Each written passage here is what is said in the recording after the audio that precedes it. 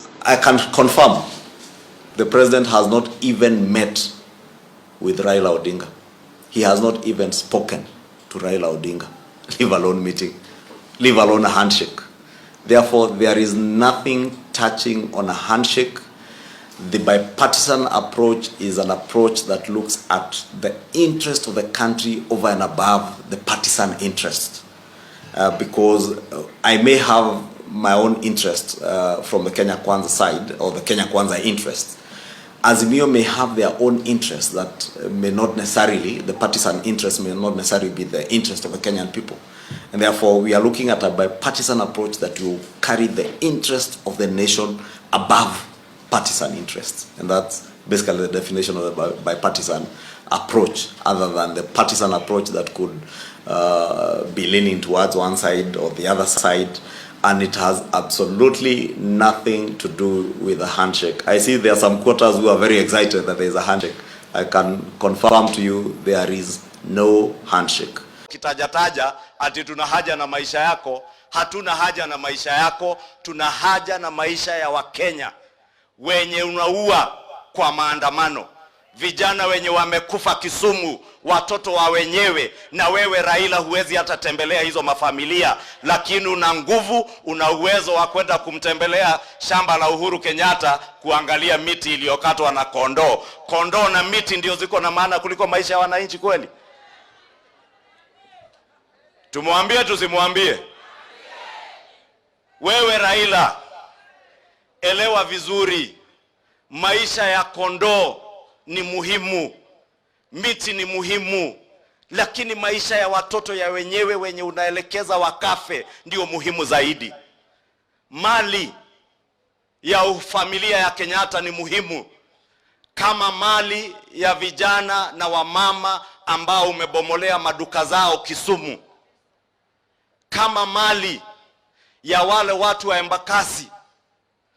Na najua wewe Raila, you are targeting specifically Kikuyu owned enterprises in the city of Nairobi because we did not vote for you. We want to tell you, as the people of Mount Kenya, we do not owe you anything, Mr. Raila Odinga. If you want to look for anybody who owes you anything, look for Uhuru Kenyatta. He is the one who promised you votes. Sisi tulijaribu kukushauri tukiwa na Rigathi na wale wengine, tukakwambia Mount Kenya huwezi pata kura.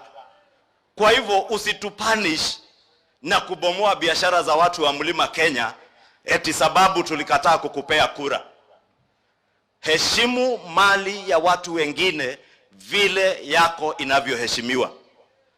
Nilisikia Martha Karua akisema ati anapeleka sijui IG kotini sababu gari yake iligongwa kwa maandamano. Sasa nikauliza, wewe ni gari, wale wameuawa, wewe Martha Karua, 3 women who were raped by your goons in Mathare, watapeleka nani kotini kama sio wewe na Raila?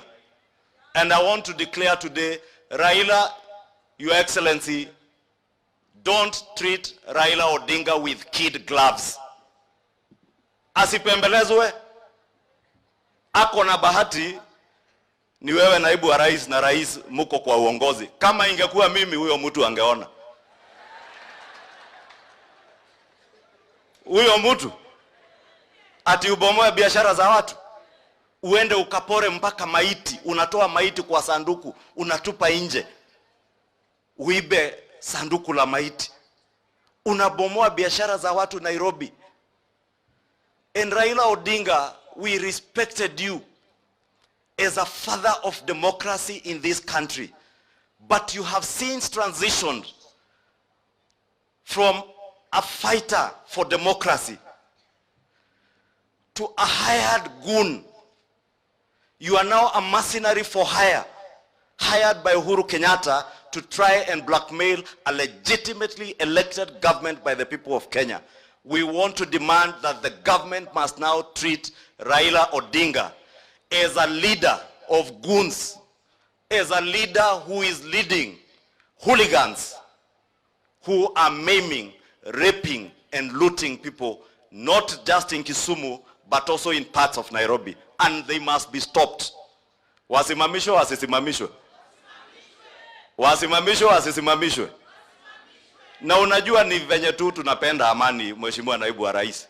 Sio ati hatuna uwezo wa kukusanya watu walinde mali yao, but because we value the peace of our country above everything else. That's why we exercise restraint. Hata kama juzi niliona wakienda ati kupiga factory yake ile ya gas na shamba ya Uhuru ati ili watuwekelee hiyo. Na niliwaambia sisi sio watu wa kutishwa, walituwekelea. Hata huyu Naibu wa Rais walimwekelea mambo, akashikwa, akapelekwa kotini, si ameachiliwa. Kwa hivyo msichoke mkivamia manyumba zenyu, na mjiulize wa Kenya, kama Raila Odinga mke wake ako kwa ofisi siku ya Jumatatu, wafanyi kazi zaidi ya 100 wako kazini pale Spectra East Africa, na anakuambia wewe usifungue duka ati ni holiday. Kama kwa shule ya Peponi School ya Uhuru Kenyatta watoto wanasoma, na unaambia watoto wa maskini Kibra wasiende shule na wengine Kisumu wasiende shule, na